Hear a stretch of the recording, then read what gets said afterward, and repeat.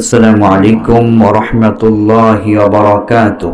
وعليكم السلام ورحمة الله وبركاته. Sound up. Mic operator কোথায়? পারবে। إن الحمد لله نحمده ونستعينه ونستغفره ونؤمن به ونتوكل عليه ونعوذ بالله من شرور أنفسنا ومن سيئات أعمالنا من يهده الله فلا مضل له ومن يضلله فلا هادي له أي فلن تجد له وليا مرشدا ونشهد أن لا إله إلا الله وحده لا شريك له ونشهد أن سيدنا وحبيبنا ومولانا محمدا عبده ورسوله صلى الله عليه وعلى آله وصحبه وسلم الذي أرسله بالحق بشيرا ونذيرا وداعيا إلى الله بإذنه وسراجا منيرا فقد قال الله تبارك وتعالى في كلامه المجيد والفرقان الحميد أعوذ بالله من الشيطان الرجيم بسم الله الرحمن الرحيم قل إن كنتم تحبون الله فاتبعوني يحببكم الله ويغفر لكم ذنوبكم والله غفور رحيم وأيضا قال إن الله وملائكته يصلون على النبي يا أيها الذين آمنوا صلوا عليه وسلموا تسليما اللهم صل على محمد وعلى آل محمد كما صليت على إبراهيم وعلى آل إبراهيم إنك حميد مجيد اللهم بارك على محمد وعلى آل محمد كما باركت على إبراهيم وعلى آل إبراهيم إنك حميد مجيد হাজার ব্যথা বেদনার পরে ফিরে আসনি তুমি আপন ঘরে দিনের আলো তুমি ছড়িয়ে দিতে, চলে গেলে মদিনায় মক্কা ছেড়ে হে রাসূল, তোমাকে ভুলি আমি কেমন করে হে রাসূল, তোমাকে ভুলি আমি কেমন করে। খেয়ে না খেয়ে দিন প্রচারের কাজে নিজেকে দিয়েছিলে বিলিয়ে,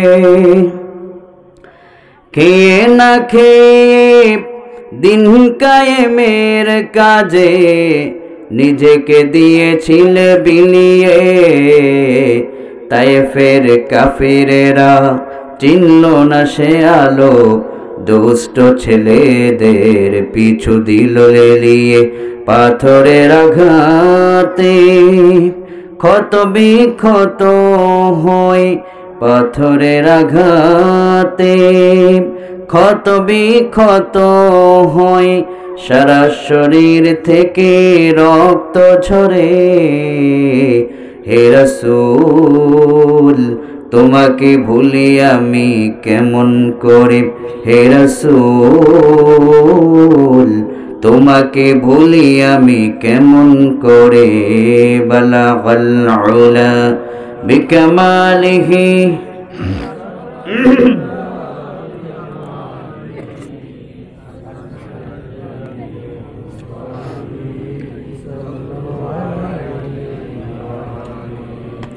পুণ্যভূমি সিলেট বিয়ানীবাজারের বৈরাগী বাজার হযরত হাজারী শাহ রহমাতুল্লাহ আলাই জামে মসজিদ মোকামবাড়ি কর্তৃক আয়োজিত আজকের এই সিরাতুন নবী সাল্লাল্লাহু আলাইহি ওয়াসাল্লাম মাহফিলের জনাব সাহেবে সদর মুহতারাম সভাপতি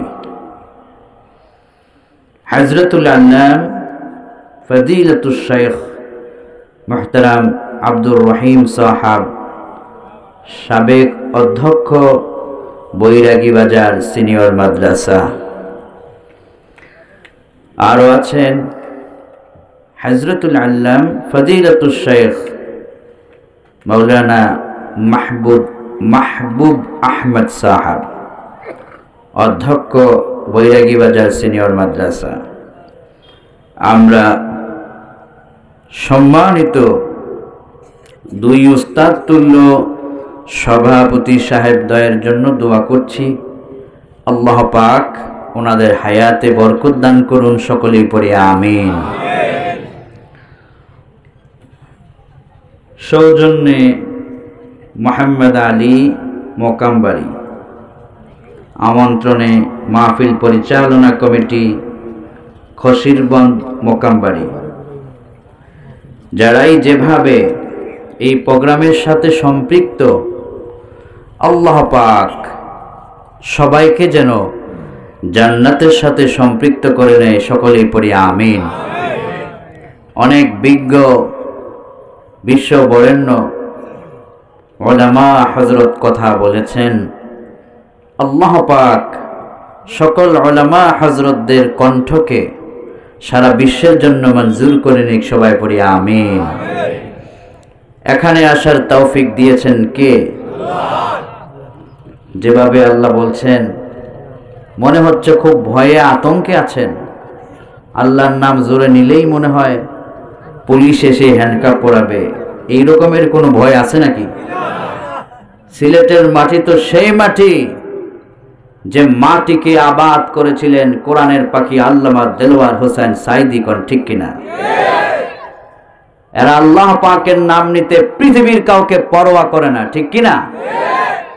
তাদের আল্লাহু আকবারের আওয়াজের দীপ্ত কণ্ঠ শুনে বাতিলরা বুঝবে বিয়ানীবাজার বৈরাগী বাজারের মাটি হচ্ছে আল্লাহ পাকের কোরআনের ঘাঁটি, কোন ঠিক কিনা?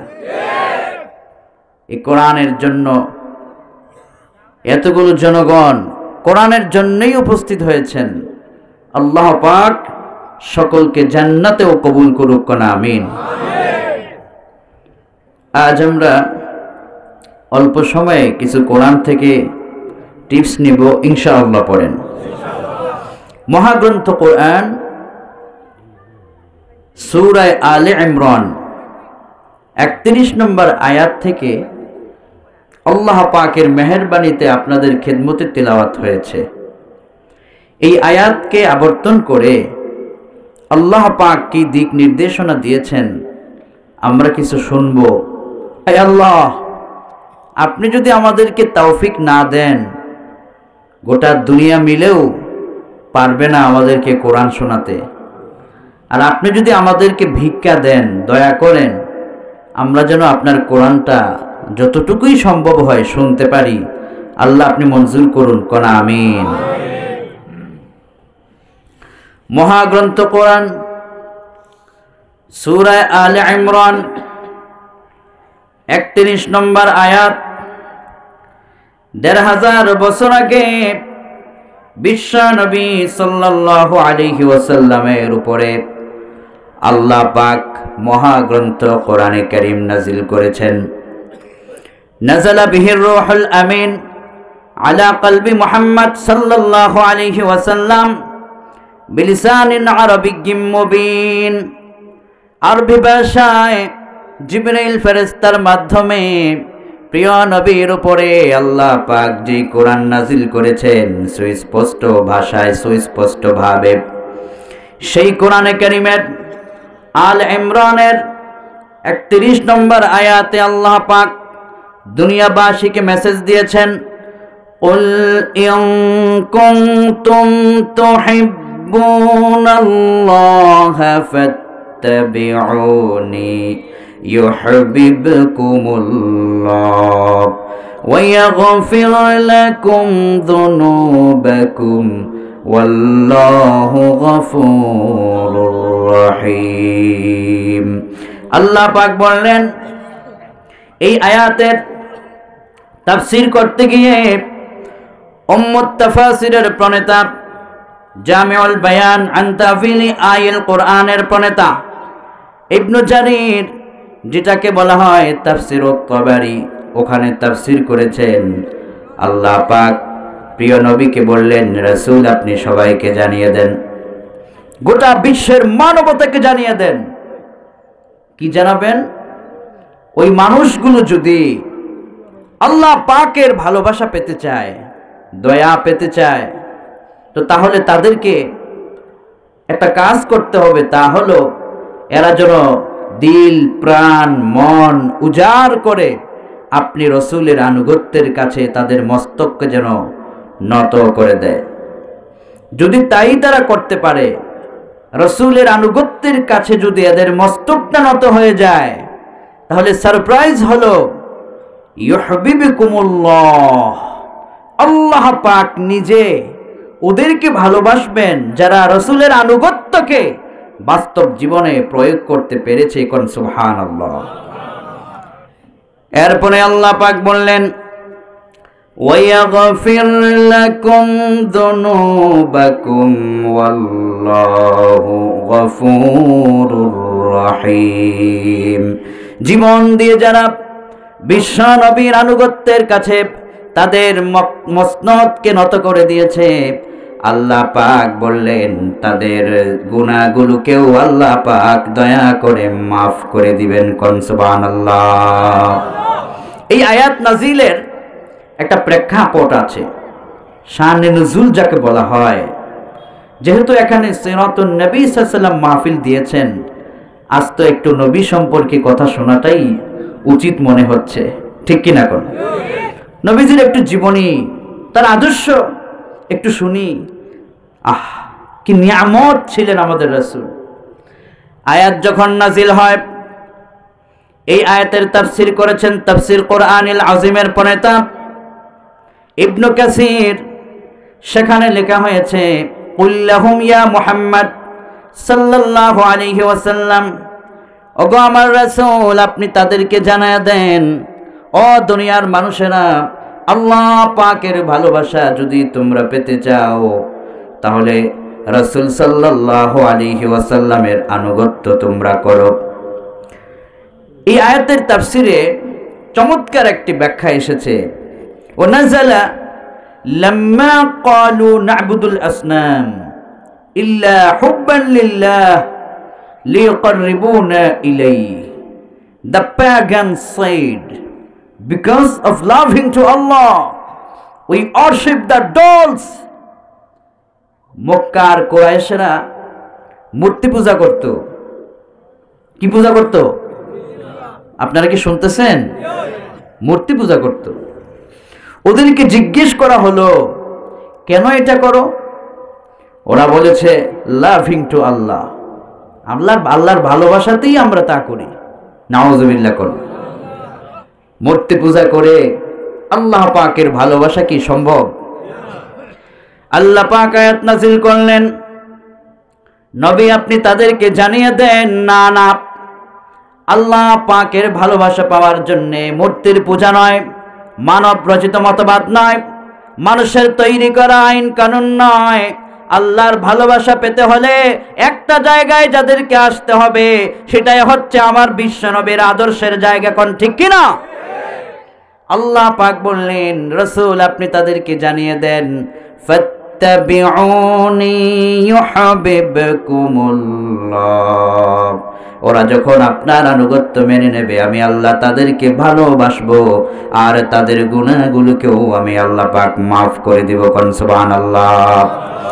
এবার দেখেন আমার ভাইয়েরা, আপনি যে রাসূলুল্লাহর আনুগত্য করেন তার অর্থটা কি? আপনি যে রাসূলকে মানেন, রাসূলকে যে আপনি বুঝেন তার অর্থটা কি? ইমাম আবু হামিদ মুহাম্মদ আল গাযালি রাহিমাহুল্লাহ তিনি ব্যাখ্যা করেছেন, তাসদীকুন নবী বিজামি'i মা জাআ বিহিন নবী সাল্লাল্লাহু আলাইহি ওয়াসাল্লাম। ১৫০০ বছর আগে আল্লাহ পাকের বন্ধু নবীজি, তোমার আমার কলিজার টুকরা নবী বিশ্ব নবী সাল্লাল্লাহু আলাইহি ওয়াসাল্লাম আল্লাহ পাকের পক্ষ থেকে যা কিছু নিয়ে এসেছেন, এই সব কিছুকে চক্ষু বন্ধ করে বিশ্বাস করার নাম হলো ঈমান, আর এই বিষয়গুলোকে বাস্তব জীবনে প্রয়োগ করার নাম হলো রাসূলের আনুগত্য করা। সুবহানাল্লাহ। কোন রাসূল যা দিয়েছেন গ্রহণ করার নাম হলো রাসূলকে মেনে নেওয়া।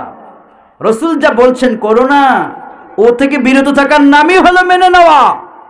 আল্লাহ পাক কোরআনে আরো বলেছেন, মা আতাকুমুর রাসূলু ফাখুযুহু ওয়া মা নাহাকুম আনহু ফান্তাহু। বিশ্বনবী তোমাদেরকে যা দিয়েছেন তা তোমরা দাঁত দিয়ে কামড়ায় ধরো, ছেড়ো না, আর যিনি যা নিষেধ করেছেন তা তোমরা বর্জন করো, তবে আনুগত্যের কাছে তোমাদের মস্তক নত হয়েছে বলে ধরে নেওয়া হবে। আনুগত্য কাকে বলে? It's great example. একজন সাহাবীর জীবনী এসেছে সহিহ মুসলিমের ভিতরে। ওই সাহাবীটা হঠাৎ করে এসে বললেন, রাসূল আমাকে এমন একটা আমলের কথা বলুন, যেই আমলটা করা মাত্রই যেদিন আমি মারা যাব, বিয়ানীবাজারের বৈরাগী বাজারের কোনো একটা কবরে দাফন হয়ে যাবে, যেদিন মৃত্যুর সাথে সাথে কবরের লাশ রাখার সাথে সাথে যদি লোকটি জান্নাতি হয়ে যায়, ওর মতো সৌভাগ্যবান আর কেউ হতে পারে? ঠিক কিনা কোন? এটাই তো সৌভাগ্যের ব্যাপার, যে মরেছে, লাশ কবরে রাখা হয়েছে, জান্নাতের কোলে কবুল হয়েছে। তো সাহাবী এসে বললেন, দুল্লানি আলা আমালিন ইযা আমালতুহু দাখালতুল জান্নাহ। ওগো আল্লাহর হাবিব, আমাকে আপনি এমন আমল দেন যাতে করে মরতে দেরি হবে, আল্লাহ পাকের জান্নাতের মেহমান হতে যেন দেরি না হয়। আল্লাহর হাবিব তাকে সেদিন কিছু আমল দিয়েছিলেন। নবী আমার বললেন, তা'বুদুল্লাহ, আল্লাহ পাকের গোলামি করবা, তার দাসত্ব করবা। ওয়ারশিপ ইউর লর্ড, দাসত্ব গোলামি রবের করবা। To make partnership with Allah is great sin. সবচাইতে বড় পাপ যেটা, শিরিক করা যাবে না। আল্লাহর ইবাদত করবা, লা তুশরিক বিহি শাইআ, তার সঙ্গে শিরিক করা যাবে না। 3 নম্বরে ওয়া তুকিমুস সালাতাল মাকতুবা, সালাত কায়েমের আন্দোলন করবা, সালাত আদায় করবা। 4 নম্বরে ওয়া তুআদ্দিজ যাকাতাল মাফরুদা, ফরজ যেই যাকাত তোমাকে দেওয়া হবে সম্পদ দেয়া হবে, মালের যাকাত আদায় করবা। ওয়াতাসুমু রমাদান, আর রমজান যখন পেয়ে যাবে রমজানের রোজাগুলো ঠিকভাবে তুমি রাখবা। লোকটি রাসূলকে মেনে চলা বা আনুগত্য করা, এটার অর্থটা বোঝাবার জন্য এই হাদিসটি আপনাদেরকে শোনাচ্ছি। লোকটি এরপরে বললেন, ওয়াল্লাযী নাফসি বিয়াদি লা আযীদু আলা হাযা শাইআন ওয়ালা আনকুসু মিন। ওগো আল্লাহ পাকের হাবিব, আনুগত্য কাকে বলে? সারা জীবন তো অনেক আশিক রাসূল আমরা দেখেছি, আনুগত্য করে এরকম দেখেছি। সত্যিকারের আশিক রাসূল কে? কারা? কে আনুগত্য করে আসলে রাসূলকে? শুনুন, হাদিস বলছে, লোকটি বলছে, ওয়াল্লাযী নাফসি বিয়াদি লা আযীদু আলা হাযা শাইআন ওয়ালা আনকুসু মিন। ওগো আল্লাহ পাকের হাবিব, যার হাতে আমার প্রাণ আমার জান, আল্লাহ পাকের কসম করে কই, ওগো রাসূলুল্লাহ, আমার জীবন চলে যেতে পারে, কিন্তু আমি আল্লাহ পাকের হাবিবের পক্ষ থেকে যে আমলগুলো শুনেছি, আমি এই আমলগুলো দাঁত দিয়া কামড়ায় হলেও করব। এর ভিতরে আমি বাড়াবো না কমাবো না, ইসলামের কোনো বিধানে আমি বাড়াবো না কমাবো না। রাসূল আপনি যেভাবে বলেছেন হুবহু ওইভাবেই আমি আমার জীবনকে পরিচালনা করব। আল্লাহ পাকের হাবিব তার কথা শোনার পরে অনেক খুশি হয়ে গেলেন। উপস্থিত সাহাবায়ে কেরামদেরকে লক্ষ্য করে বললেন, ও সাহাবীরা, বর্তমান বিশ্বে কোনো জান্নাতি মানুষের চেহারা কি তোমরা দেখতে চাও? সাহাবায়ে কেরাম সবাই অবাক হয়ে বললেন, ইয়া রাসূলুল্লাহ, জান্নাতি মানুষের চেহারা দেখাটা তো সৌভাগ্যের ব্যাপার, কলিজা শীতল হবার বিষয়।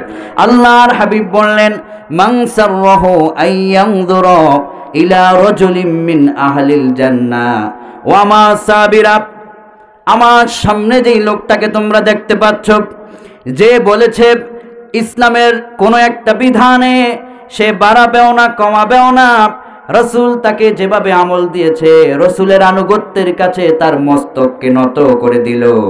এই কারণে আল্লাহ পাক তার চেহারাটাকে জান্নাতি চেহারা বানিয়ে দিয়েছেন। কোন সুবহানাল্লাহ। দুনিয়াতে থাকতেই জান্নাতের সুভাষ পাওয়া, সুসংবাদ পাওয়া কি কারণে হয়েছে? কারণ তার ইত্তেবা, তার আনুগত্য যেরকম ভাবে রাসূলকে মানা দরকার ছিল সে সেভাবেই মেনেছে, এবং সে এটাও বলেছে আমি বাড়াবো না কমাবো না, যা বলেছেন রাসূল আমি তাই করতে প্রস্তুত। একজন উম্মত যদি এটা বলতে পারে আমার রাসূল যা বলেছে আমি তাই পালন করব, ওই উম্মতের মতো সৌভাগ্যবান উম্মত আর কে হতে পারে? ঠিক কিনা কোন? এটাই আনুগত্য। আনুগত্যের ব্যাখ্যা আল্লাহ পাক আরো করেছেন, وَمَا كَانَ لِمُؤْمِنٍ وَلَا مُؤْمِنَةٍ إِذَا قَضَى اللَّهُ وَرَسُولُهُ أَمْرًا أَن يَكُونَ لَهُمُ الْخِيَرَةُ مِنْ أَمْرِهِمْ وَمَن يَعْصِ اللَّهَ وَرَسُولَهُ فَقَدْ ضَلَّ ضَلَالًا মুবিনা। যে ব্যক্তি বলে আমি রাসূলকে মেনে চলি, রাসূলের জন্য আমি জান দিতে পারি, রাসূলের জন্য জীবন কুরবান করতে পারি, ওই মানুষটার উপর আল্লাহ পাকের পক্ষ থেকে অর্ডার হলো, বান্দা যখন তুমি শুনেছো এটা তোমার আল্লাহ বলেছেন, এটা তোমার রাসূল বলেছেন, তো তখন চক্ষু বন্ধ করে আল্লাহর রাসূলের সব কথাকেই তোমাকে মেনে নেওয়া লাগবে। ঠিক কিনা কোন? যদি তোমার নেতার বিরুদ্ধেও যায়, দলের বিরুদ্ধেও যদি যায়, কখনো কোনো অবস্থাতেই আল্লাহর রাসূলের বিরুদ্ধে যাওয়া যাবে না, যাবে না, যাবে না। এটাই হচ্ছে আনুগত্যের কথা। কোন ঠিক কিনা? আগে রাসূল, আগে আল্লাহ, আগে কোরআন, আগে ইসলাম, এরপরে বাকি সব কিছু। আগে আমার রাসূলকে প্রাধান্য দিতে পারলেই হবে, রাসূলকে মেনে নেওয়া। কোন ঠিক কিনা? এরপরে আল্লাহ পাক বললেন, যখন একজন মানুষ এরকম করে আল্লাহ পাকের হাবিবকে মেনে নিবে, তার জন্য সারপ্রাইজ কি হবে? আল্লাহ পাক বললেন, وَمَن يُطِعِ اللَّهَ وَرَسُولَهُ يُدْخِلْهُ جَنَّاتٍ تجري من تحتها الأنهار خالدين فيها।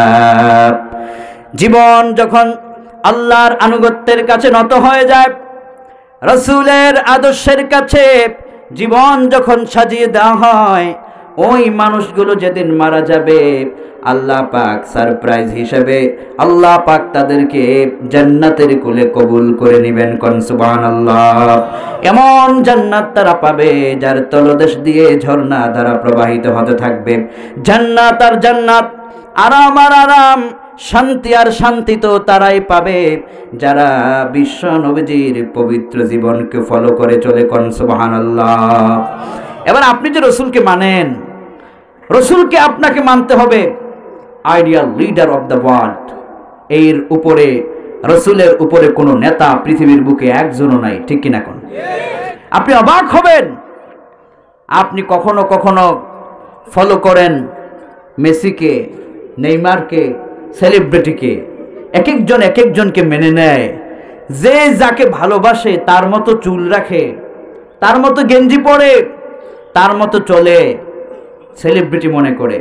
ও যুবক, তোমার সেলিব্রিটি দুনিয়ায় তুমি যাকে বানিয়েছ সত্যিকারের সেলিব্রিটি আসলে সে নয়। তোমার জন্য আসল সেলিব্রিটি হচ্ছেন তিনি যার একটা ফেসবুক আইডি ছিল না, টুইটার ছিল না, ইনস্টাগ্রাম ছিল না, টিকটক ছিল না, কোন সোশ্যাল মিডিয়া গণমাধ্যম ছিল না, অথচ গোটা পৃথিবীর কোটি কোটি মানুষ তাকে এক নামে কলিজা দিয়ে ভালোবাসে। তিনি হচ্ছেন হযরত মুহাম্মদ সাল্লাল্লাহু আলাইহি ওয়াসাল্লাম, is the best ideal leader of the world. তার উপরে কোন সেলিব্রিটি আসমানের নিচে জমিনের উপরে একজন হতে পারে না। কোন ঠিক কিনা? আসল সেলিব্রিটি তিনি। তার কাছে আসো, তাকে ফলো করো, জীবন পাল্টে যাবে। সুবহানাল্লাহ। কোন এই যে কদিন আগে রিপোর্ট করা হলো, 100 জন বিজ্ঞানী বললেন মুহাম্মদ সাল্লাল্লাহু আলাইহি ওয়াসাল্লাম সর্বকালের সেরা। রসুল তা আমরা মানি, কিন্তু সর্বসেরা বিজ্ঞানী মেডিকেল সায়েন্সের জগতে তিনি সেরা, এটা আমরা মানি না। নাউজুবিল্লাহ। কোন ওরা চ্যালেঞ্জ করেছেন রসুলের বৈজ্ঞানিক তথ্যের উপর তারা কলম মারবেন, ভুল ধরবেন। বিজ্ঞানীরা সেন্ট্রাল কমিটি করলেন। সেন্ট্রাল কমিটি করে তারা আল্লাহ পাকের হাবিবের একটা বৈজ্ঞানিক তথ্যকে সামনে আনলেন। আমার প্রিয় রসুল, ওলামায়ে কেরাম জানেন, এই যে আমার পাশে বসে আছেন একজন তাওয়াদুআন বিনয়ী আলেম। অনেক আলেম ওলামা আছেন, কুকুর যদি কোনো পাত্রে লালা ফেলে তো মাসআলা হলো এটাকে ফালিয়াগসিলহু সাবআ মাররাত উলাহুন্না বিতুরাব, মাটি দিয়ে ঘষো, পবিত্র পানি দ্বারা 7 বার ধৌত করো, জীবাণু আল্লাহ দূর করে দিবেন। এই হচ্ছেন আমার প্রিয় রসুলের বৈজ্ঞানিক তথ্য বা থিওরি, মেডিসিন। বিজ্ঞানীরা বললেন এই আধুনিক যুগে মাটি দিয়ে ঘষতে হবে কেন? আমাদের উন্নত মেডিসিন আছে। রসুলের ওই হাদিস অসত্য আমরা প্রমাণ করব যেখানে তিনি মাটি দিয়ে ঘষতে বলেছেন। এখন আর মাটির দিন নাই, আধুনিক যুগ, সব কিছু আমাদের আধুনিকায়ন।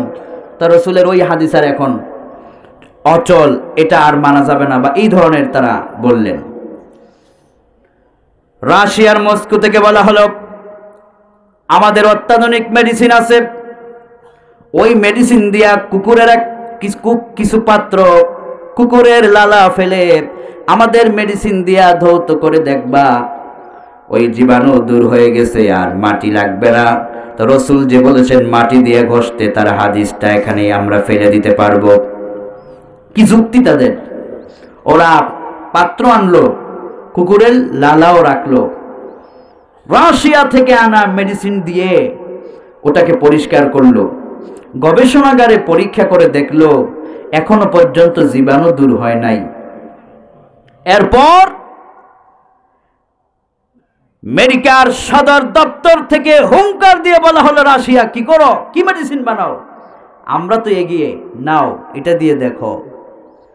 আমেরিকা থেকে আনা হলো, মেডিসিন দিয়া পরীক্ষা করা হলো, এখনো জীবাণু যায় না। চীন থেকে বলা হলো মেডিসিন জগতে আমরা এগিয়ে, আমাদেরটা নাও। ওদের মেডিসিন আনা হলো, আমার রসুলের বৈজ্ঞানিক তথ্যকে অচল করতে চাওয়া হলো।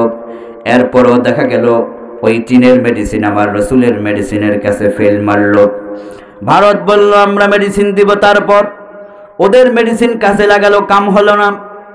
এরপরে বিজ্ঞানীরা অবাক হয়ে বললেন, দুনিয়ার বাগা বাগা বিজ্ঞানীদের আধুনিক তৈরি মেডিসিন দিয়া তোমরা এটাকে পরিষ্কার করতে পারলা না, তাহলে চলো ১৫০০ বছর আগে বিশ্ব নবী মুহাম্মদ সাল্লাল্লাহু আলাইহি ওয়াসাল্লাম যে মেডিসিনের কথা বলেছেন ওইভাবে করে আমরা একটা মেডিসিন বানায় দেখি তার কথা সত্য কিনা। সমস্ত বিজ্ঞানীরা একত্রিত হয়ে কুকুরের একটা পাত্র, ওটার মধ্যে লালা ফেলে আল্লাহ পাকের হাবিবের হাদিসের কথা মোতাবেক পবিত্র মাটি দিয়ে তারা ঘষতে লাগলো আর পানি দ্বারা ধৌত করতে লাগলো। অতঃপর বিজ্ঞানাগারে এটাকে নিয়ে তারা গবেষণা করে অবাক হয়ে যায়। বিজ্ঞানীরা তখন বলতে বাধ্য হলেন ১৫০০ বছর আগের থিওরি এটা হতে পারে, কিন্তু বিজ্ঞানের জগতে মুহাম্মদ সাল্লাল্লাহু আলাইহি ওয়াসাল্লামের চেয়ে সেরা বিজ্ঞানী পৃথিবীতে আর একজনও নাই। বিজ্ঞানীরা বললেন, ও দুনিয়ার মানুষেরা, যার একটা থিওরি বৈজ্ঞানিক তথ্য ১৫০০ বছর পার হয়ে যাবার পরেও পৃথিবীতে এখনো চলমান, তার বক্তব্য একটাকেও তোমরা মানচিত্র থেকে মুছে দিতে পারলে না, তো বুঝতে বাকি নাই মুহাম্মদ সাল্লাল্লাহু আলাইহি ওয়াসাল্লাম তিনি যেই সর্বকালের সর্বযুগের সেরা রাসূল, আর এখন আমরা বুঝতে বাধ্য হলাম সর্বকালের সর্বসেরা বিজ্ঞানীদের শ্রেষ্ঠ বিজ্ঞানী মুহাম্মদ সাল্লাল্লাহু আলাইহি ওয়াসাল্লাম, যার উপরে কোনো বিজ্ঞানী আসমানের নিচে জমিনের উপরে আবিষ্কার হয় নাই, ভবিষ্যতেও হবে না। কোন আল্লাহু আকবার। লন্ডন বিজ্ঞানী এই ঘটনার পর তিনি তার স্ত্রীকে ফোন করলেন, স্ত্রীকে বললেন, তুমি তোমার সন্তান আমার নিয়ে চেম্বারে আসো। ওনার স্ত্রী চেম্বারে এলেন, দুনিয়ার বিজ্ঞানীদেরকে বললেন, রে বিজ্ঞানীরা, ১৫০০ বছর আগে বিশ্ব নবী জনাবে মুহাম্মদুর রাসূলুল্লাহ সাল্লাল্লাহু আলাইহি ওয়াসাল্লামের যে সুন্দর একটা তথ্য আমরা দেখতে পেলাম, এই সুন্দর তথ্যটাকে দেখে আমরা আর বুঝতে বাকি রইলাম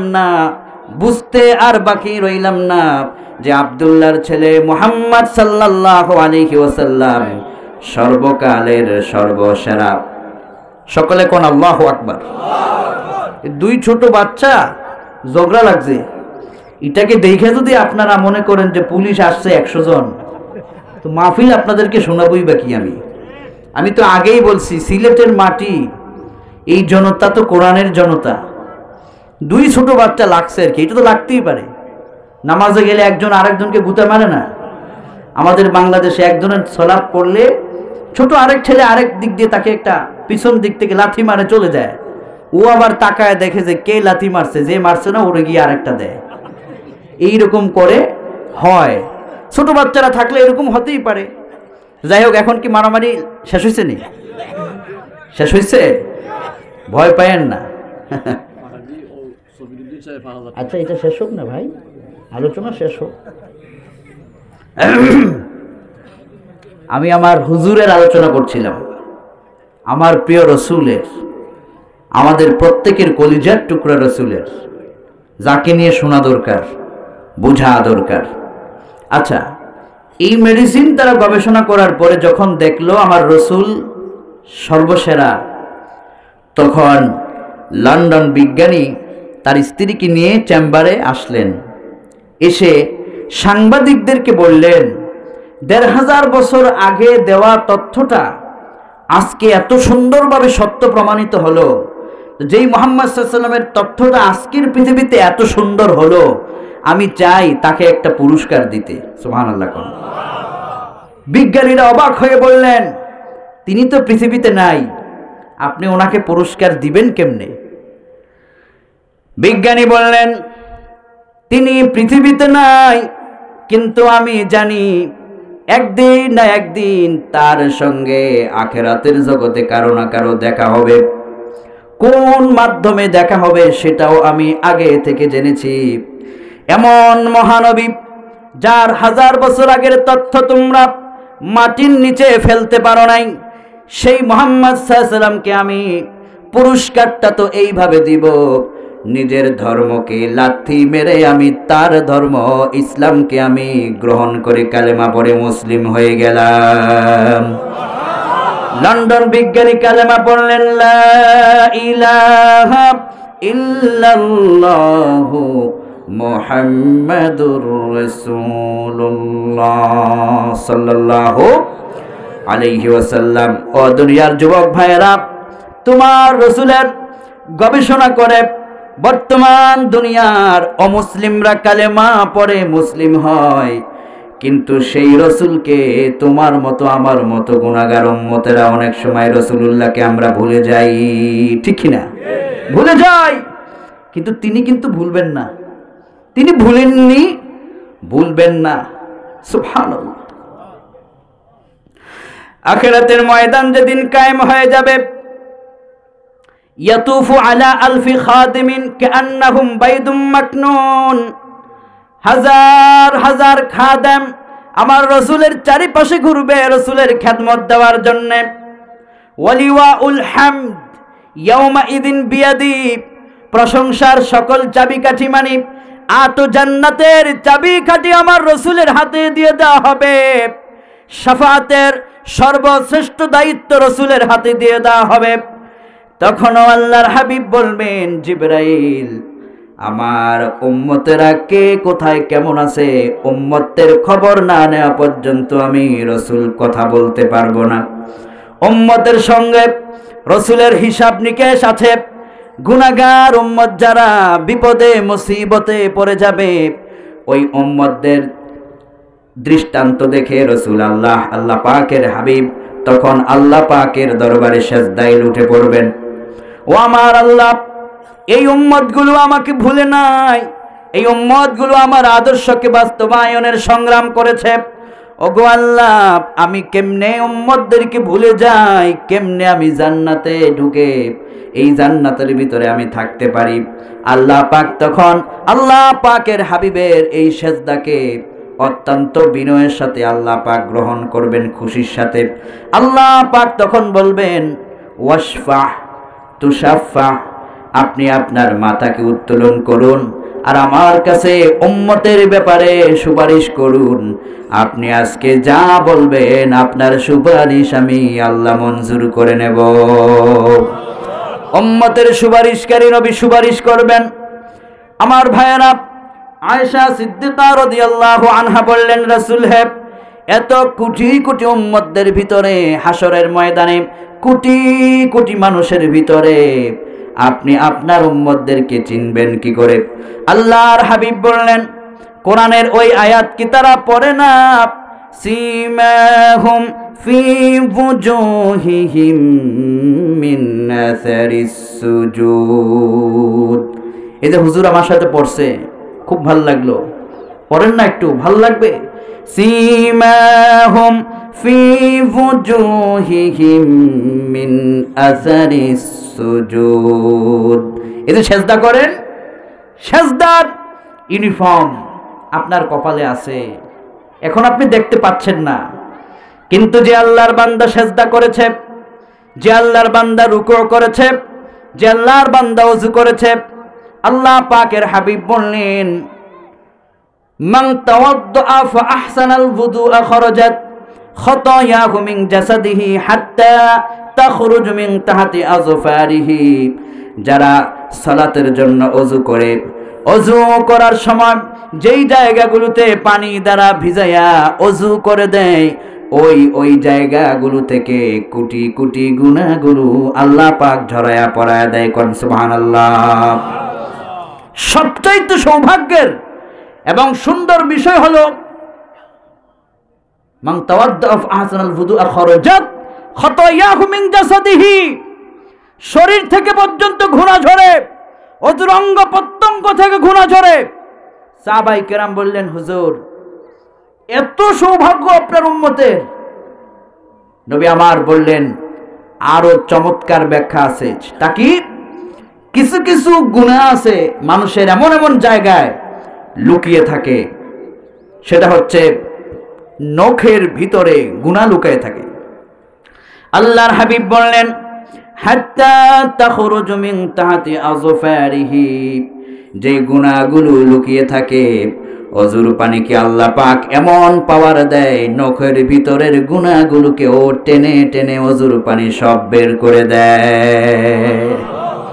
এই যে ওযু করেন, এখানে হাসরের ময়দানে এই হাত উজ্জ্বল হবে, এই মুখ উজ্জ্বল হবে, পায়ে পানি লাগাইছেন পানির জায়গাটা উজ্জ্বল হবে, চেহারা দিয়ে আল্লাহ পাককে সেজদা করেছেন, কপালটা নূরে উজ্জ্বল হয়ে যাবে। এই নূরে উজ্জ্বলওয়ালা চেহারা দেখে আমার নবী সুপারিশ করে জান্নাতে আপনাকে নিয়ে যাবে। কোন সুবহানাল্লাহ। সুতরাং উম্মত, রাসূলের সুপারিশ পেতে হলে আজ থেকে এক ওয়াক্ত সালাত আর ছাড়া যাবে না, ইনশাআল্লাহ বলেন। আল্লাহ পাকের হাবিবের সুপারিশ পাওয়ার জন্য সালাত আমাদের পড়তে হবে। রাসূলকে আমি ভালোবাসি, তার অর্থ হলো রাসূল যা বলেছেন সেভাবে জীবন চালানো। শুধুমাত্র মুখে বললাম রাসূল আপনাকে ভালোবাসি, আর সারাটা জীবন রাসূলের বিরুদ্ধে গেলাম, তা হবে না। আমার সারা জিন্দেগিটাই প্রিয় রাসূলের আদর্শ মোতাবেক পরিচালনার শপথ নিতে হবে। কোন ঠিক কিনা? এজন্য আল্লাহ পাক বললেন, লাকাদ কানা লাকুম ফি রাসূলিল্লাহি উসওয়াতুন হাসানাহ। ও দুনিয়ার মানুষেরা, সর্বোত্তম আদর্শ তোমরা কার ভিতরে খুঁজবা?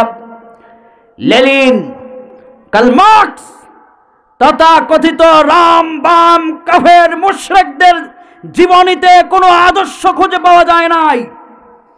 গোটা দুনিয়াতে 100 মনীষীর জীবনী এনেছেন writer doctor Michael H Hart, the 100 লিখেছেন তিনি।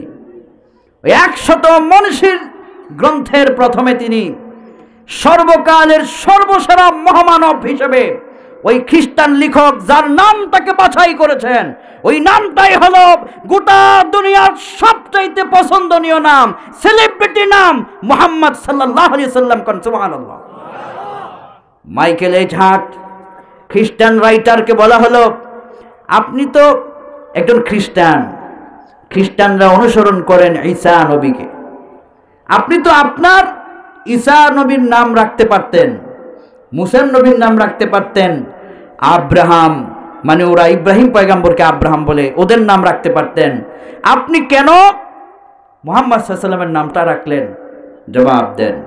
মাইকেল এইচ হার্ট তিনি জবাব দিয়েছেন, আমি মুহাম্মদ সাল্লাল্লাহু আলাইহি সাল্লামের জন্ম থেকে শুরু করে মৃত্যু পর্যন্ত গবেষণা করেছি। তার শিশুকাল, কিশোরকাল, যৌবনকাল, তার রাজনৈতিক জীবন, তার রাষ্ট্রনীতি, পররাষ্ট্রনীতি, সমাজনীতি, তার জীবনের প্রত্যেকটা পরতে পরতে আমি গবেষণা করে দেখেছি। আকাশের নিচে, জমিনের উপরে, গোটা পৃথিবীর সৃষ্টির শুরু থেকে কিয়ামত পর্যন্ত এই মুহাম্মদ সাল্লাল্লাহু আলাইহি সাল্লামের মতো মহামানব পৃথিবীতে আর একজনও ছিল না, এখনো নাই, ভবিষ্যতেও হবে না। তাই আমি আমার দৃষ্টান্ত থেকে বুঝতে পারলাম, ওনার নামটা যদি সবার আগে দেওয়া যায়, আমার এই বই সারা পৃথিবীতে ছড়িয়ে যাবে। আর মুহাম্মদ সাল্লাল্লাহু আলাইহি সাল্লামকে আমি যে সম্মান জানালাম, এটা গোটা দুনিয়া দেখতে পাবে। আজকের রাইটার মাইকেল এইচ হার্টের সেই দি 100 বইটা খুলে দেখেন, আমার রাসূলের নামটা উনি এখনো পর্যন্ত আগে রেখেছেন। দুনিয়াতে যারাই এসেছে রাসূলকে গবেষণা করতে, আমার রাসূলকে তারা সবার উপরে রাখতে বাধ্য হয়েছেন, কেননা আমার রাসূল তো এমন রাসূল ছিলেন যার উপরে কোনো মানব হতে পারে না। কোন ঠিক কিনা? এই যে শর্মিলা কালেমা পড়ল, শর্মিলা ঠাকুর, অমৃতা সিং ভারতে কালেমা পড়ল, হেমা মালিনী কালেমা পড়ল, ভারতবর্ষ কেঁপে উঠল। সাংবাদিকরা জিজ্ঞেস করলেন, তোমরা সেলিব্রিটি, তোমাদের টাকা পয়সা অর্থ কোনো কিছুর অভাব নাই, তো কালেমা কেন পড়লা, নিজের ধর্ম কেন ছাড়লা? হেমা মালিনী জবাব দেয়, শর্মিলা ঠাকুর জবাব দেয়, অমৃতা সিং জবাব দেয়। আমরা এই মহান নবীজির জীবনীকে তালাশ করলাম, গবেষণা করে দেখলাম উনি এমন একজন মহান ব্যক্তিত্ব ছিলেন যার কাছে সাদা কালো, ছোট বড়, শিক্ষিত অশিক্ষিত, ধনী গরিব কোনো মানুষের ভেদাভেদ ছিল না। তিনি সবাইকে সমভাবে সম্মান দিয়ে কথা বলেছেন। তার উপরে আদর্শ মহান ব্যক্তিত্ব পৃথিবীতে আর কাউকে আমরা দেখি নাই। সুতরাং তাকে সম্মান জানিয়ে তার আদর্শ গ্রহণ করে তার ইসলামের বিধানের উপরে মস্তককে নত করে কালেমা পড়ে আমরা মুসলমান হয়ে গেলাম। কোন আল্লাহু আকবার। জীবনী দেখেন, হেমা মালিনীর জীবনী পড়ুন, গুগল সার্চ করলে পাবেন। শর্মিলার জীবনী পড়ুন, অমৃতা সিং কালেমা কেন গ্রহণ করলো জীবনী পড়ুন, জবাব পেয়ে যাবেন। রসুলের আদর্শ তারা নিজের চোখে দেখে নাই, শুধু বই পড়ে তারা কালেমা পড়ে মুসলিম হয়েছে। এইটা হলেন আমার তোমার রসুল, যার উপরে আদর্শ ব্যক্তি কেউ হতে পারে নাই। কোন সুবহানাল্লাহ। আম্মা জান আয়েশা রাদিয়াল্লাহু আনহার দরবারে সাহাবাই কেরামদের একটা মজলিস আসলো।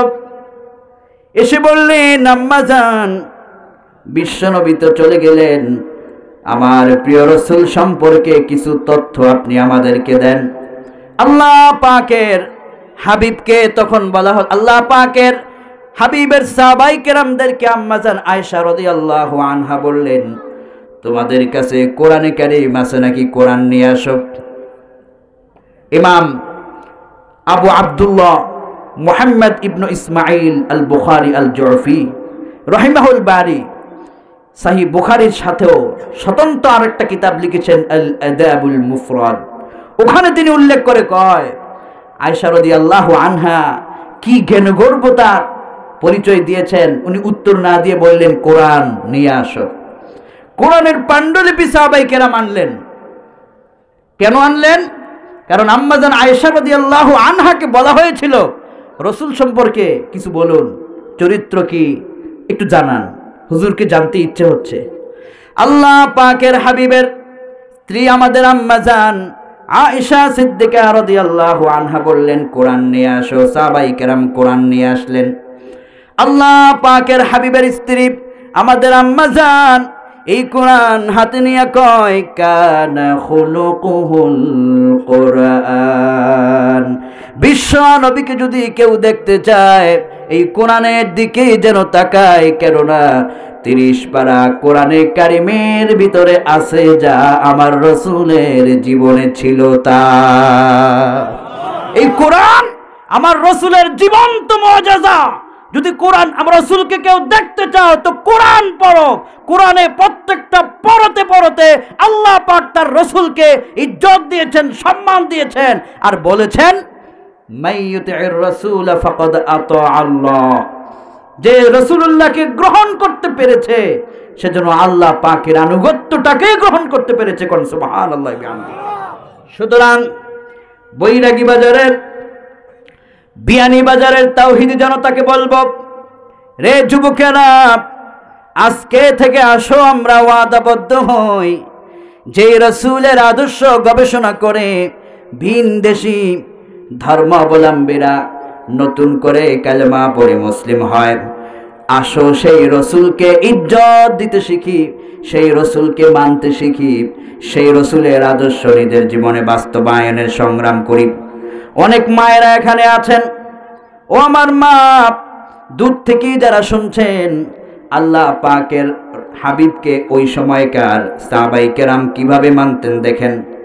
একজন সাহাবী, ওনার নাম হলো সাদ আস-সালামি রাদিয়াল্লাহু আনহু। তিনি একবার প্রিয় নবীর কাছে এসে বললেন, রসূল, আমি কি জান্নাতে যাব না? কাঁদতে লাগলেন। তিনি বললেন, আনা আবিকি, আমি খুব পানি ঝরায়া কাঁদতে লাগলাম। রসুলের মায়া হলো, আমাকে বললেন, তুমি কাঁদছো কেন? ওই সাহাবী বললেন, আমি কি জান্নাতে যাব না হে রাসূল? নবী বললেন, তুমি কি ঈমান আনো নাই? কেন এই প্রশ্ন করছো? ঈমান যে এনেছে তার এই প্রশ্ন কেন? লোকটা বললেন, আমি আপনার এই পবিত্র দরবারে বসার 8 মাস আগেই তো কালেমা পড়ে মুসলিম হয়ে গিয়েছি। রাসূল বললেন, তাহলে তুমি কেন চিন্তা করো?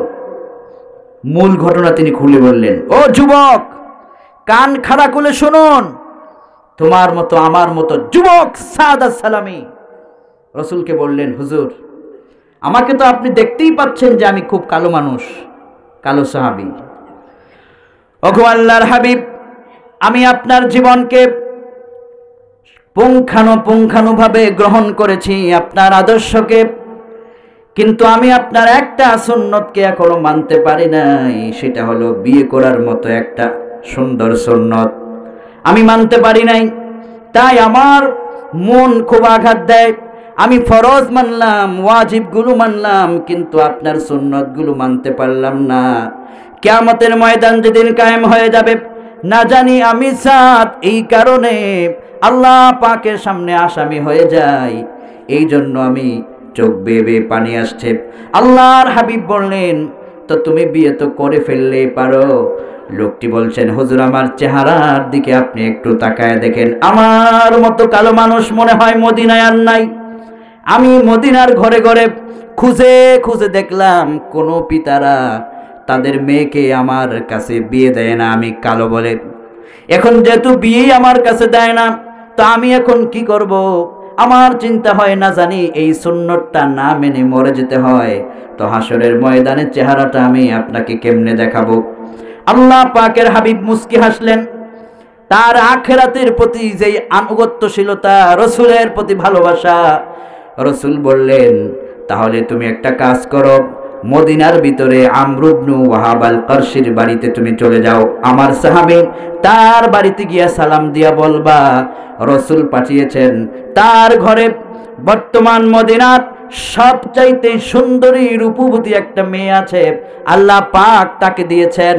গিয়ে বলবা আমার সঙ্গে আপনার মেয়েটাকে বিয়ের প্রস্তাব রসুল দিয়েছেন, এটাই তুমি বলবা। সাদ আনন্দে খুশিতে আমর ইবনে ওয়াহাব আল কারশির বাড়িতে গিয়া দরওয়াজায় সালাম দিলেন। ভিতর থেকে সালামের জবাব হয়ে দরওয়াজা খোলা হলো। এই যুবকের চেহারা দেখলেন আমর ইবনে ওয়াহাব, দেখে বলছেন, তুমি কেন আসলে? বলছে, আমাকে মুহাম্মদ সাল্লাল্লাহু আলাইহি ওয়াসাল্লাম পাঠিয়েছেন, আপনার একটা যুবতী মেয়ে নাকি আছে, আমার সঙ্গে বিয়ের প্রস্তাব স্বয়ং রসুল দিয়েছেন। সুবহানাল্লাহ। এই যুবতী নারীর বাবা একবার ছেলের দিকে তাকায়, আরেকবার মেয়েটার দিকে, পিছনের ঘরের দিকে তাকায়। আমার মেয়ে কি সুন্দরী! অন্ধকারে আমার মেয়ের চেহারার আলোতে ঘর আলোকিত হয়ে যায়, আর তুমি এমন কালো, তোমার সঙ্গে আমার মেয়ে মানাবে কেমনে? বাপ তো আবেগে বলে ফেলছে, না, তোমার সঙ্গে বিয়ে হবে না, তুমি চলে যাও। সাদ কাঁদতে কাঁদতে রসুলের বাড়িতে রওনা হলেন। ইতিমধ্যে যুবতী মেয়েটা ঘরের ভিতর থেকে সব শুনতে পেলেন। জিজ্ঞেস করলেন, পিতা, কার পক্ষ থেকে বর পাঠানো হলো, আর কি জবাবটা আপনি দিলেন? এবার পিতা বললেন, মা, বিশ্ব নবীজির দরবার থেকে একটা বর পাঠানো হয়েছে তোমার জন্যে, কিন্তু লোকটা, ওই যুবক ছেলেটা কালো বলে আমি প্রস্তাবকে ডিনাই করেছি। মেয়েটা দাঁড়ায় বলে, ইয়া আবাতা আন্নাজাত আন্নাজাত আন্নাজাত, ও আমার পিতা, এটা আপনি কি করলেন? আল্লাহ পাকের হাবিবের পক্ষ থেকে প্রস্তাব এসেছে, এর চাইতে সৌভাগ্যের প্রস্তাব তামাম পৃথিবীতে আর কি হতে পারে? লোকটা কালো হতে পারে, লোকটার টাকা নাও থাকতে পারে, কিন্তু বিশ্ব নবী যাকে পছন্দ করে আমার জন্য প্রস্তাব পাঠিয়েছেন, বাবা, আপনি তো তার প্রস্তাব প্রত্যাখ্যান করে জাহান্নামের ভিতরে আপনার ঠিকানাটা করে নিলেন। মুক্তি যদি পেতে চান, দৌড়ে চলে যান, রসুলের পায়ে ধরে ক্ষমা চান, দ্রুত করে এই প্রস্তাবটা মেনে নেন, আমি রাজি আছি। আল্লাহু আকবার। এর নাম হলো মেয়ে, এর নাম হলো আনুগত্য।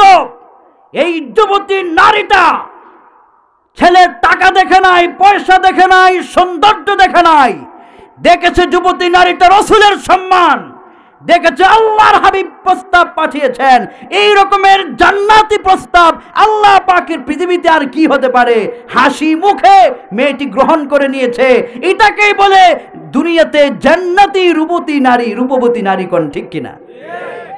এবার এই সাদ কাটতে কাটতে আমার রসুলের বাড়িতে গেলেন। রসুল তো অবাক, আমার প্রস্তাব ফিরিয়ে দেয়। আবার রসুল দয়ালু নবী, রাগও করেন না, সুবহানাল্লাহি বিহামদি, দয়ালু নবী। এবার আমর ইবনে ওয়াহাব আল্লাহ পাকের হাবিবের দরবারে এসে আল্লাহ রসুলের কদম ধরে ক্ষমা চায়। নবী আমার বললেন, আমর ইবনে ওয়াহাব, তুমি ক্ষমা চাবার আগে আমি আল্লাহর হাবিব তোমাকে মাফ করে দিয়েছি। আর এটাও আমি জানি যে তুমি আবার প্রস্তাব নিয়ে এসেছো, কেননা তোমার মেয়ে সম্পর্কে আমি জানি তোমার মেয়ে আমার প্রস্তাব ফিরিয়ে দেওয়ার মতো মেয়ে না। আমি জানি তো, আমার খবর আছে।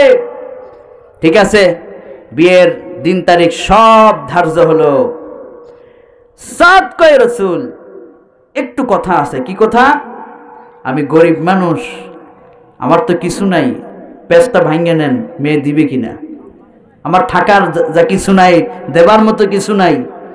মেয়ের বাপ কয়, রসুল যেখানে আমি সেখানে। সুবহানাল্লাহ।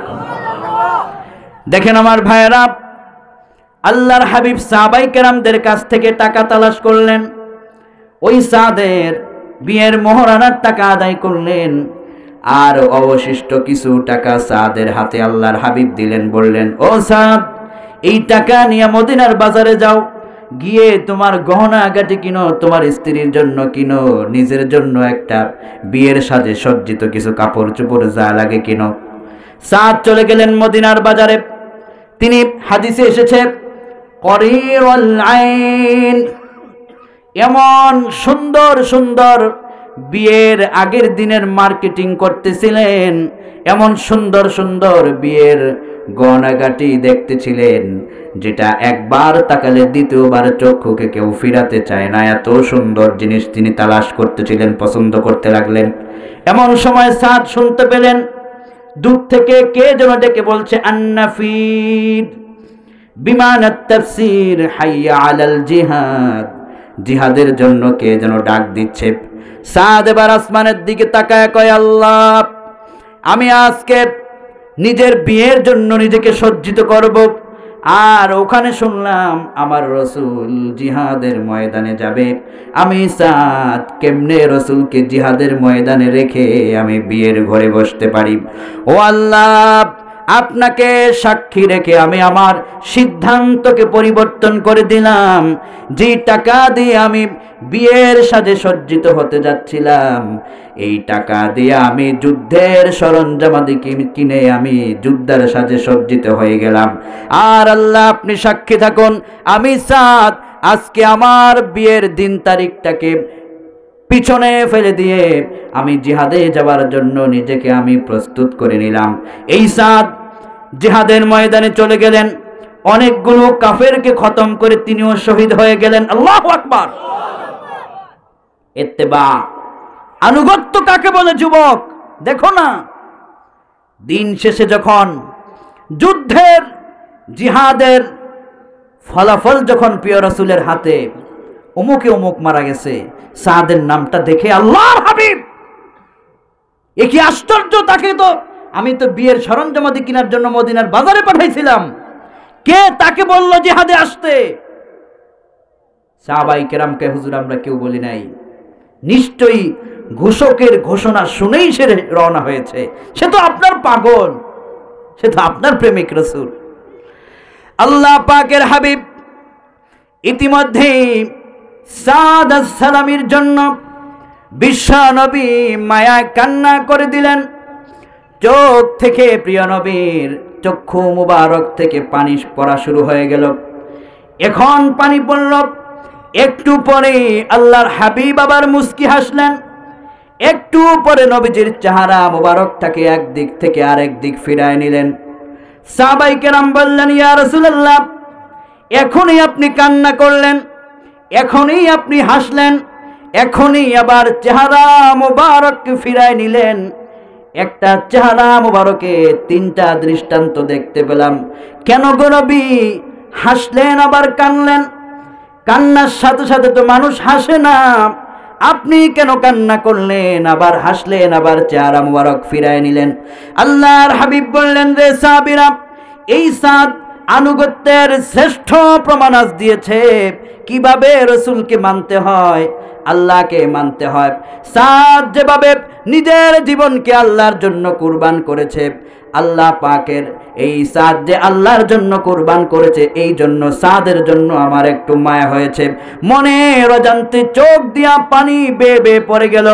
দ্বিতীয়বার যখন আমি হাসলাম, তা হলো আমি কান্নার সাথে সাথে আল্লাহ পাক জানিয়েছেন, কাঁদবেন না, আপনার সাদের বিয়ের ব্যবস্থা জান্নাতের ভিতরে আমি আল্লাহ করায়া দিয়েছি। ও আল্লাহর হাবিব, আপনি কাঁদবেন না। রসুল চেহারা মুবারকটাকে ফিরাইয়া কেন নিলেন? আল্লাহর হাবিব বললেন, সাদের লাশটা জমিনে আমি দেখতে পেলাম আসমান থেকে কাতারে কাতারে ফেরেশতাদের দল আর হুরেরা এত দ্রুত গতিতে সাদের লাশকে স্বাগত জানাবার জন্য পৃথিবীতে নাজিল হচ্ছিল, আর জান্নাতি হুররা দৌড়াচ্ছিল। জান্নাতি হুরদের দ্রুত দৌড়ানোর কারণে, বাতাসের কারণে জান্নাতি হুরদের সামনের কাপড়টা সরে যাচ্ছিল। আমি রাসূলুল্লাহর লজ্জা হয়েছিল, তাই আমি চেহারাটাকে ফিরিয়ে নিয়েছি। ওয়ামা সাবিরা, এই সাদ আজকে আল্লাহর জন্য যা করেছে। দুনিয়ায় সাদের বিয়ের কথা ছিল আজকে, কিন্তু সাদের দুনিয়ার বিয়ে হয় নাই। সাদের বিয়ের ব্যবস্থাটা দুনিয়ার তুলনায় আল্লাহ পাক জান্নাতের ভিতরেই ব্যবস্থা করে দিয়েছেন। কোন সুবহানাল্লাহ। হে যুবক, তোমার মতো সাদ যদি তার বিয়ের দিন তারিখকে কুরবান করে রাসূলের জন্য, আল্লাহর জন্য জীবন দিতে পারে, তুমিও যদি বর্তমান দুনিয়ায় রাসূলকে যখন গালি দেওয়া হয়, যখন রাসূলের নামে কার্টুন ছাপা হয়, ব্লগে নাস্তিকরা যখন রাসূলকে গালি দেয়, তুমি ঈমানের পরীক্ষায় পরীক্ষা দেওয়ার জন্য সাদের মতো তোমাকেও গর্জন দিয়ে দাঁড়িয়ে ওঠা উচিত। তোমার আল্লাহু আকবারের গর্জন শুনে বাতিলরা যেন বুঝতে পারে দুনিয়ার ভিতরে রাসূলের আদর্শ প্রেমিক আজও আছে, ওরা মরে যায় না। কোন ঠিক কিনা? এর নাম হলো প্রেম, এর নাম হলো আনুগত্য, এর নাম হলো রাসূলকে মেনে নেওয়া। এভাবেই মানতে পারলেই জান্নাত, এভাবে মানতে পারলেই সফল, এভাবে মানতে পারলেই মুক্তির পথ। বলি আলহামদুলিল্লাহ। আয় আল্লাহ, আজকের ক্ষুদ্র আলোচনা থেকে আমরা যা শুনলাম, যা বললাম, এগুলো বুঝে শুনে মেনে চলার তৌফিক ভিক্ষা আপনি আমাদের সবাইকে দান করুন। কোন আমিন। ছেড়ে দেবার সময় হলো। যাবার আগে অনুরোধ থাকবে আপনাদের প্রতি, এই অনুরোধ, আসুন আসন্ন মাহে রমাদান এর আগে নিজেকে ভালো করে প্রস্তুত করে নেই। গুনাহ আগে করতাম, এখন থেকে করব না। সুদ ঘুষ এই কারবারি করতাম, এখন থেকে করব না। নানান রকমের গুনাহে আমি জর্জরিত, তওবা করে ফিরে আসি। পবিত্র মাসে জীবনটাকে পবিত্রতার সাগরে ভাসিয়ে দেই। বেশি করে তওবা করি, ইস্তেগফার করি। এভাবে জীবনটাকে পরিবর্তন করার দরকার আছে না নাই? আমল করে না না করে? সবাই বলুন, আমল করে না না করে? ছোট্ট একটা ঘটনা মনে পড়লো। এক যুবক পীর সাহেবের বাড়িতে এসে বললেন, হুজুর দোয়া করেন আমার যেন পুত্র সন্তান হয়। হুজুর দোয়া করলেন। যুবক 3 বছর পরে এসে বলছেন, হুজুর কি দোয়া করলেন, আমার তো পুত্র সন্তান হচ্ছে না। হুজুরের মনের ভিতরে প্রশ্ন জাগলো, বিয়ের অনেকগুলো শর্ত আছে, তার মধ্যে একটা হলো বিয়ে করা সন্তান পাওয়ার প্রধান শর্ত। ও যুবক, তুমি কি বিয়ে করছো বাবা? যুবক কয়, হুজুর না, বিয়ে তো করি নাই। হুজুর বললেন, বোকা, বিয়ে না করে 1 বছর 2 3 4 40 বছরও যদি দোয়া চাও, বিয়ে ছাড়া সন্তানের আশা করা বোকামির কাজ। বিয়ে ছাড়া সন্তানের আশা করাটা যেমন বোকামির কাজ, আমল না করে রসুলের আদর্শ না মেনে জান্নাতের আশা করাটাও তার চাইতে আরো বোকামির কাজ।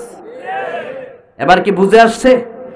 জান্নাত পেতে হলে রসুলকে মেনে চলতে হবে, তার আনুগত্যের কাছে মস্তককে নত করতে হবে।